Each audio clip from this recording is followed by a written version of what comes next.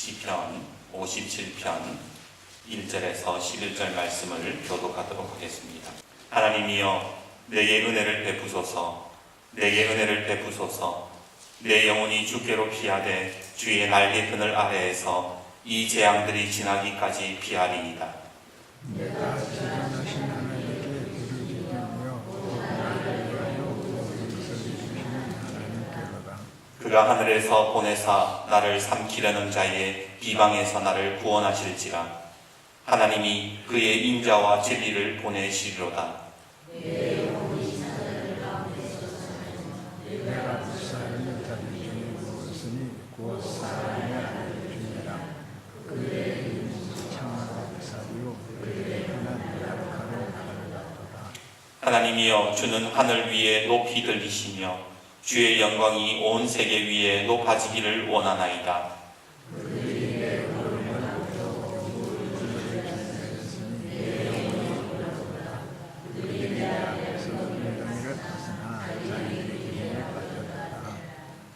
하나님이여 내 마음이 확정되었고 내 마음이 확정되었사오니 내가 노래하고 내가 찬송하리이다.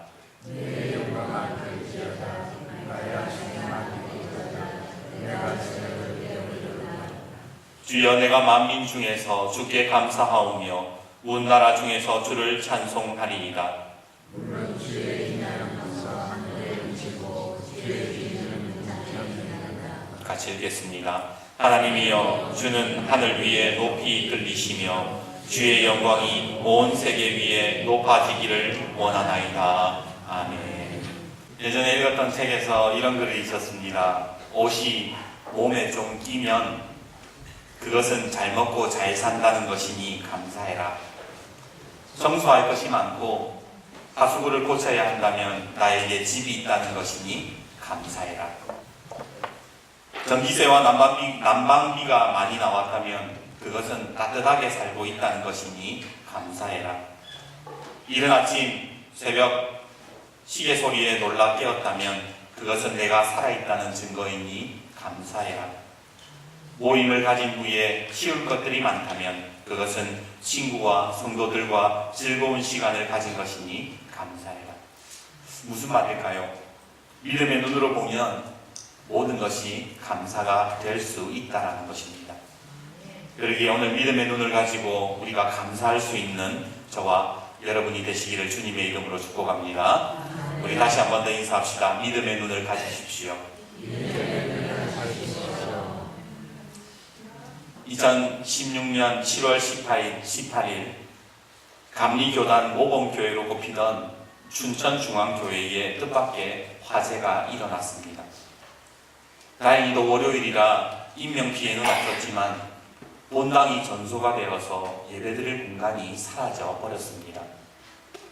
당장 돌아오는 주일에 어디에서 예배를 드려야 할지, 화재 수습은 누가 맡아야 할지, 사소한 문제부터 다시 교회를 짓는 일까지 너무나도 교회가 혼란스러웠습니다.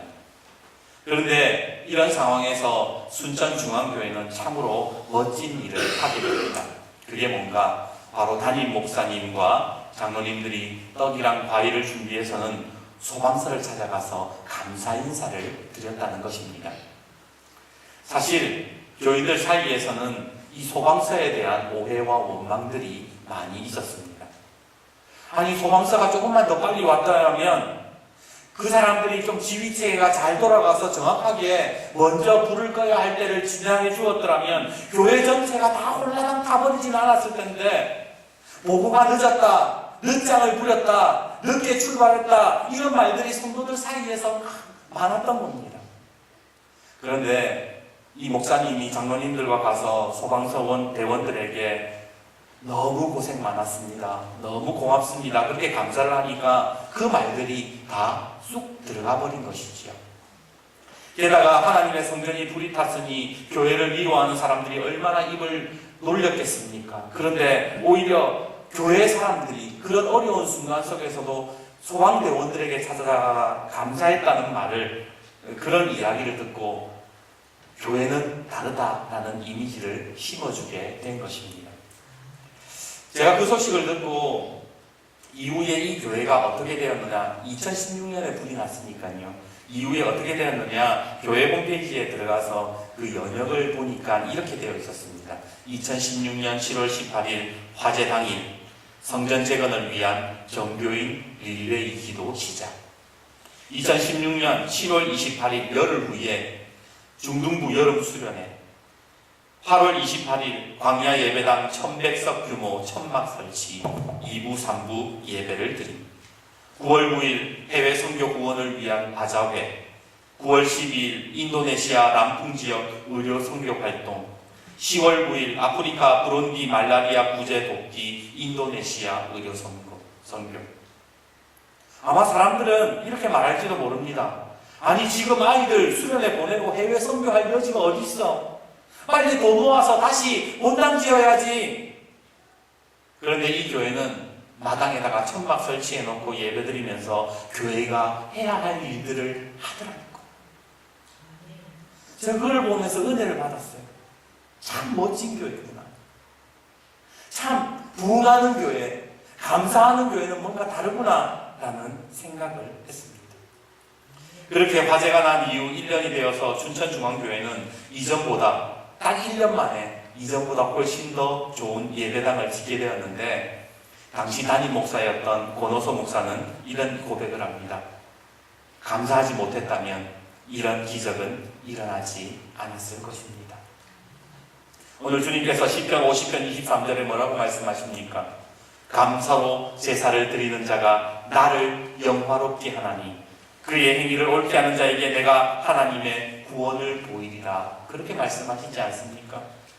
그렇습니다. 우리가 감사로 주님 앞에 나아가면 하나님께서는 반드시 구원의 역사를 이루신다고 우리에게 약속하셨습니다. 아멘. 그러기에 우리 한 번만 더 인사해 봅시다. 감사는 기적을 만들어냅니다. 감사는 기적을 만들어냅니다. 오늘 건물뿐만이 아니라 우리 인생에도 화재가 일어난다고 하면 오늘 본문에 나오는 다윗은 가장 인생의 큰 화재를 경험하고 있습니다. 사울의 눈을 피해 도망다니기를 언 10년. 다윗은 왜 그렇게 자기가 미움을 받아야 하는지, 무슨 죽을 죄를 지어서 사울이 자기를 죽이지 못해서 안달이 났는지 그 이유를 알 수가 없었습니다. 하지만 그 억울함보다도 다윗을 정작 힘들게 했던 것은 그 어디에도 발붙일 데가 없고 자기 자신이 아무것도 할 수 없다라는 상황이었지요. 한번 생각해 보십시오. 만약 누군가가 다윗을 도와주었다면 다윗이 왜 굴에 있었겠습니까? 굴이라고 하면 우리가 생각하기에 맑은 물도 있고 좀 숨을 데도 있고 쉴 수 있는 공간이라고 생각하지만 그렇지 않습니다. 성경에 왜 사울이 동굴에 변을 보러 들어가는 장면들이 나오지 않습니까? 그래서 다윗이 그 사울의 옷자락을 베잖아요. 마찬가지로 그 당시에 사람들에게 있어서 동굴이라는 것은 야생 짐승들이 거주하는 곳, 또는 사람들이 그 광야를 지나가는 사람들이 용변을 보는 곳이 바로 동굴이었다는 거예요. 얼마나 다급했으면, 그 인생에 얼마나 갈 곳이 없었으면 그렇게 고약한 냄새와 짐승의 위협이 있는 동굴에 숨어야만 했던 것일까요? 지금 그런 곳에서 지금 다윗이 하나님 앞에 울면서 기도를 하고 있습니다. 우리 1절 말씀 같이 한번 읽어봅시다. 1절 같이 읽겠습니다. 시작. 하나님이여 내게 은혜를 베푸소서. 내게 은혜를 베푸소서. 내 영혼이 주께로 피하되 주의 날개 그늘 아래에서 이 재앙들이 지나기까지 피하리이다. 지금 다윗의 심정이 여러분 느껴지십니까? 우리가 그냥 오늘 말씀을 하나님 은혜를 베풀어 주십시오라는 그런 편하게 이야기하는 그 기도가 아니라 정말로 눈물을 흘리면서 애통해하면서 하나님 살려주십시오, 하나님 나를 불쌍히 여겨주십시오, 그렇게 울고 있는 다윗의 모습이더라는 겁니다. 그런데 놀라운 사실은 다윗이 이렇게 울면서 기도하다가 갑자기 뭔가 중대한 결심을 하게 됩니다. 그게 뭐냐? 바로 7절에서 9절의 말씀이지요. 우리 7절에서 9절도 같이 한번 읽어보겠습니다. 7절에서 9절 같이 읽겠습니다. 시작. 하나님이여 내 마음이 확정되었고 내 마음이 확정되었사오니 내가 노래하고 내가 찬송하리이다. 내 영광아 깰지어다. 비파와 수금아 깰지어다. 내가 새벽을 깨우리로다. 주여, 내가 만민 중에서 주께 감사하오며 문 나라 중에서 주를 찬송하리로다. 방금 전까지 죽을 것처럼 괴로워하던 다윗이었습니다. 하나님 살려달라고, 하나님 나를 불쌍히 여겨달라고 그렇게 기도하던 다윗이 갑자기 이렇게 기도하는 거예요. 하나님, 저 결심했습니다. 저 이제부터 하나님 찬양할 겁니다. 저 하나님 앞에 감사할 겁니다. 그런 고백을 갑자기 하더라는 거예요. 대체 다윗의 심정에 무슨 변화가 일어났기에 다 죽어가던 사람이 갑자기 하나님께 감사하고 찬양한다라고 그렇게 고백을 하는 것일까요? 사실 우리는 이런 급박한 상황을 경험하게 되면, 우리 인생의 화제를 경험하게 되면 우리가 어떻게 기도합니까? 하나님, 이 위기만 넘겨주시면 내가 하나님 위해서 살겠습니다. 이 병만 낫게 해주시면 내가 내 전 재산의 반을 바쳐서라도 하나님 일을 하겠습니다. 우리가 그런 기도를 하잖아요. 이게 정상적인 반응입니다. 이게 우리의 모습입니다. 왜 창세기 28장에 나오는 야곱도 그렇게 기도하지 않습니까? 하나님, 나를 지켜주시고 먹을 것을 주시면 여호와께서 나의 하나님이 되시고 내가 하나님께 11조를 드리겠습니다. 야곱도 그렇게 기도하잖아요. 어쩌면 두려움 앞에서 우리는 그렇게 기도할 수밖에 없는 연약한 존재들입니다. 그런데 오늘 본문의 다윗은 이런 상황에서 하나님이 뭘 해주시면 내가 이렇게 하겠습니다라는 기도를 하는 것이 아니라 제가 하나님을 찬송하겠습니다. 하나님 앞에 감사하겠습니다. 그렇게 기도를 하더라는 거예요.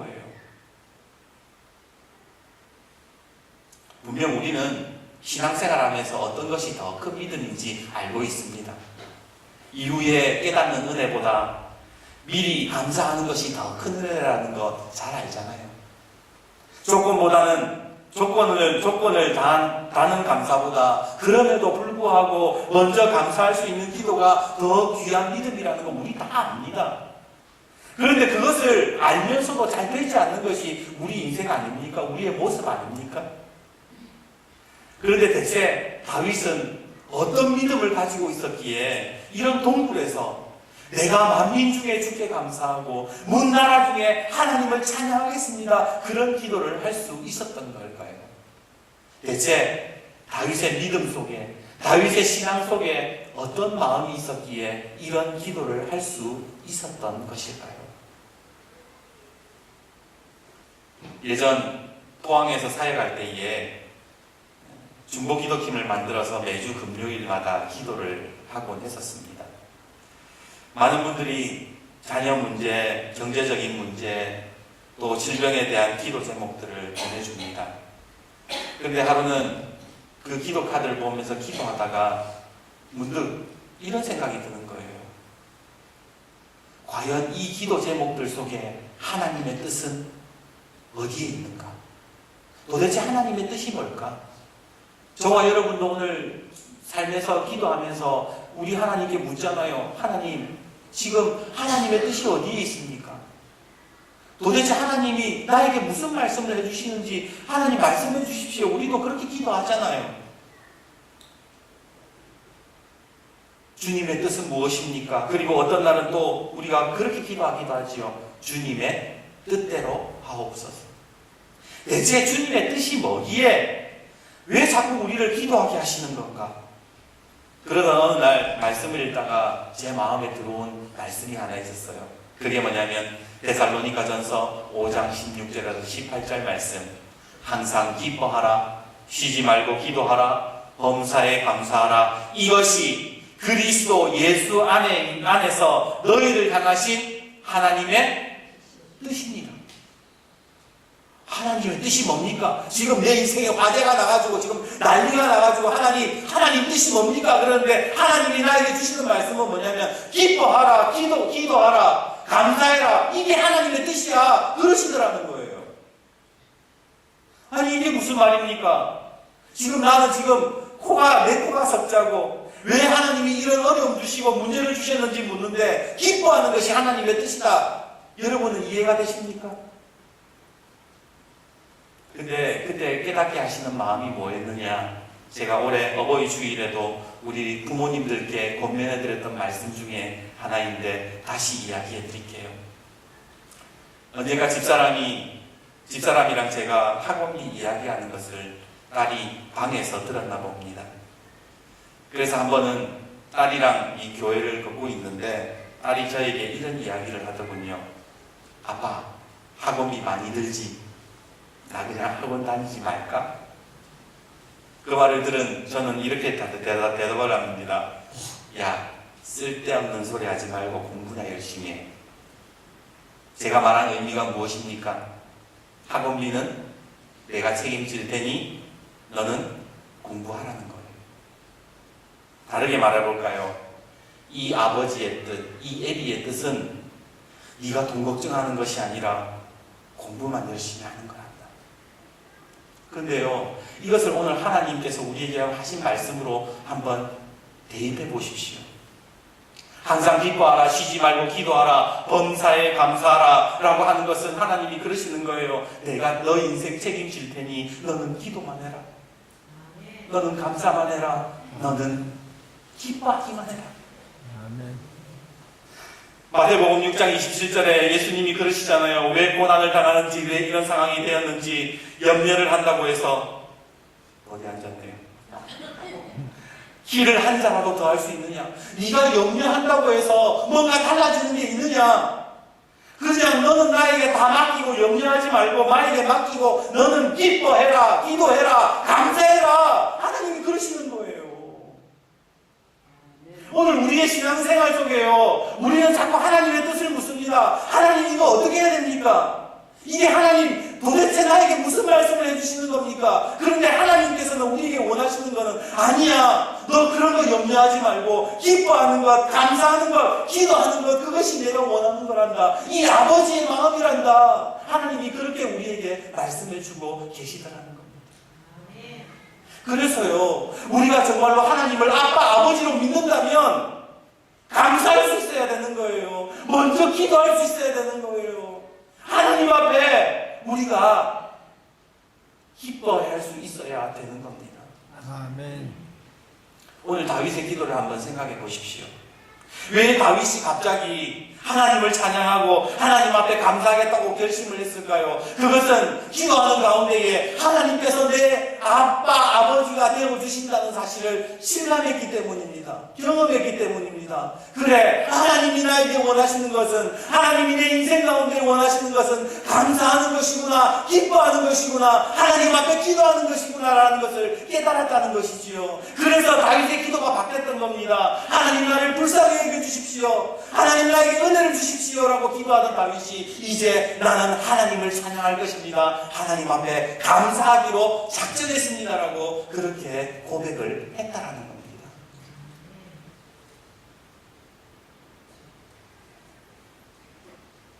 오늘 여러분들은 신앙생활 속에서 어떻게 하나님 앞에 반응을 하고 계십니까?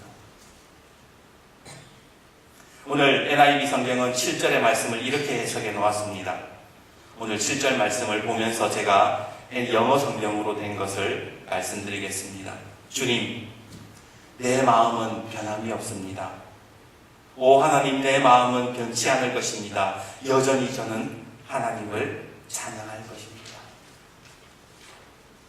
정말 하나님께서 저와 여러분의 삶에 하나님께서 아빠, 아버지가 되심을 믿으십니까? 아멘. 우리가 신앙생활하면서 깨달아야 되는 게 그거예요.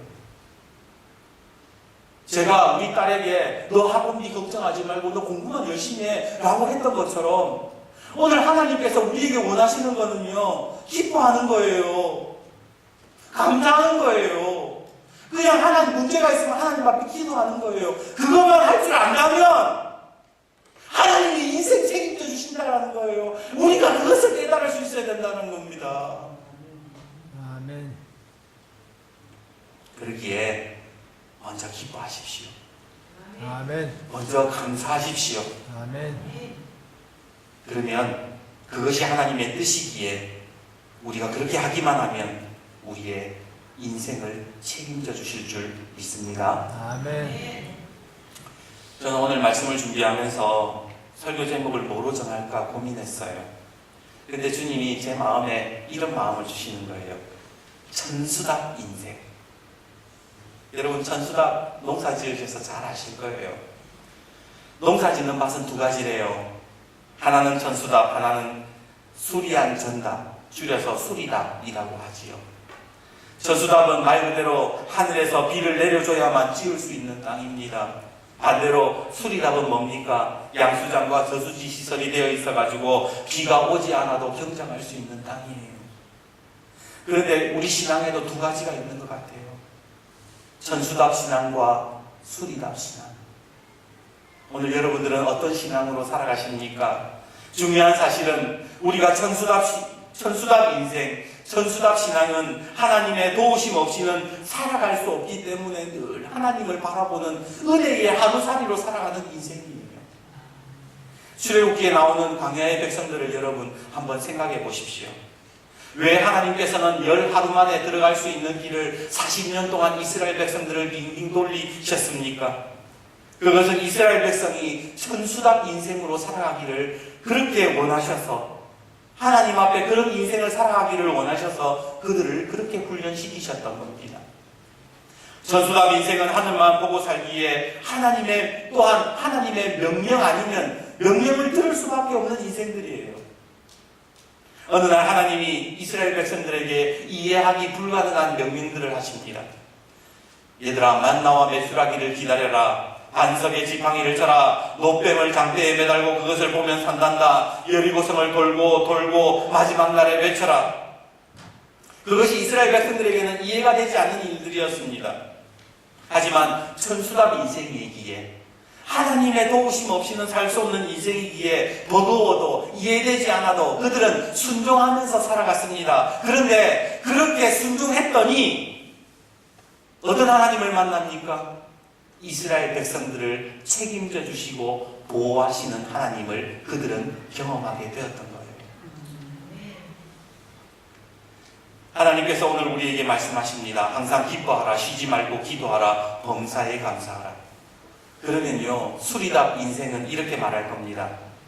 그거 예수님이나 가능한 일이에요. 그거 우리는 절대로 못합니다. 그거는 사람이 할 수 있는 게 아닙니다. 그러면서 다른 방법, 인간적인 방법을 찾지 않습니까? 그게 수리답 인생이에요. 오늘 우리의 신앙이 어떻습니까? 하나님의 말씀을 통해서 우리에게 말씀하실 때에 우리는 겉으로는 아멘하지만 속으로는 그거는 불가능하다고 이야기해요. 다른 방법이 있을 거라고 이야기합니다. 하지만 천수답 인생은 달라요. 하나님의 은혜 없이는 살 수 없는 인생이기에, 하나님의 명령이기에 그것이 어려워도 버거워도 순종할 수밖에 없는 거예요.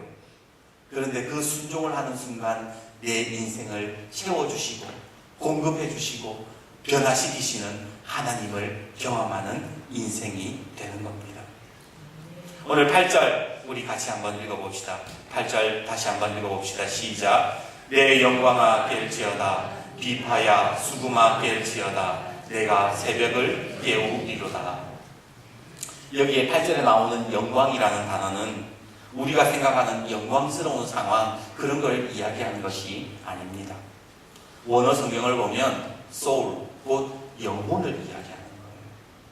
다윗이 뭐라고 고백하느냐? 내가 이제 순종하기로 결심했으니, 나는 천수답 인생이니까 하나님 명령에 순종하기로 결심을 했으니 이제 내 영혼아 깨어라.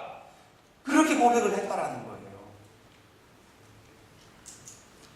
오늘 우리가 다윗의 동굴과 같은 일들을 만날 때에 우리는 선택을 해야 됩니다.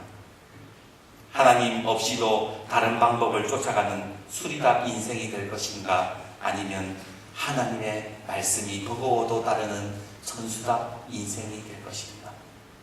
오늘 여러분들은 어떤 인생을 선택하시겠습니까? 이제 말씀을 맺겠습니다. 두레교회 김진홍 목사님이 이 부흥 집회 중에 자신의 모친 이야기를 하신 적이 있어요. 아버님이 일찍 세상을 떠나시면서 어머니에게 유언을 남깁니다. 우리 막내 홍이는 끝까지 공부를 좀 시켜주시오. 아버지가 돌아가신 후에 마음을 잡지 못하고 방황을 하다가 비로소 공부를 해야 되겠다는 생각이 든 이 김진홍 목사님은 어머니에게 하루는 이런 이야기를 합니다. 어머니, 이제 마음 잡고 공부 좀 하려니까 책값 좀 주세요. 그렇게 어머니가 마련해 준 돈으로 서점을 갔다 와 보니 어머니가 수건에 머리를 쓰고 주무시고 계시더랍니다. 아니, 잠을 자는데 왜 머리에 수건을 둘렀나 싶어서 수건을 벗겨드렸는데 목사님은 그 자리에서 소스라치게 놀라게 되지요. 바로 어머니의 머리가 맨머리였기 때문입니다. 어머니는 책값을 마련한다고 이 집 저 집을 다니다가 끝내 마련하지 못하자 가발 가게에 가서 자신의 머리칼을 팔아 아들의 책값을 마련했다라는 겁니다. 그때부터 이게 우리 엄마 머리카락이라고 생각하니까 책을 한 번만 보고는 버릴 수 없더라는 거예요. 어머니의 머리칼로 산 영어책, 수학 참고서를 달고 다를 때까지 그렇게 일곱 번까지 읽었답니다. 그러면서 하시는 말씀이 목사님의 어머니는 남편의 유언을 지키려고 자신의 머리카락까지도 파는데 오늘 우리는 하나님의 말씀을 얼마나 순종하고 지키느냐라고 물으시더군요. 지금까지 우리는 살아오면서 감사라는 말을 얼마나 많이 들었습니까? 추수감사절만 해도 몇십 번을 드렸을 겁니다. 그런데 언제 한번 하나님이 감사하라고 하셨으니 그래, 내가 이번에 진짜 결단하고 감사 제대로 한번 해봐야지, 그렇게 결심하신 적은 얼마나 계세요? 늘 주님의 말씀을 귓전으로 흘려들으면서 정말로 우리는 순종하고자, 내가 한번 제대로 내 인생에서 이제 감사를 제대로 한번 해보자라고 그렇게 결단하신 적이 있습니까? 저는 오늘 시편 57편의 말씀을 통해서 우리가 다시 정말로 다윗처럼 하나님 앞에 감사와 찬양을 결단하기를 간절히 소망합니다. 하나님께서 내 아버지가 되시니까, 하나님이 진짜 내 인생 책임져 주신다는 것을 내가 믿으니까 이제 제대로 감사하면서 살아보겠습니다.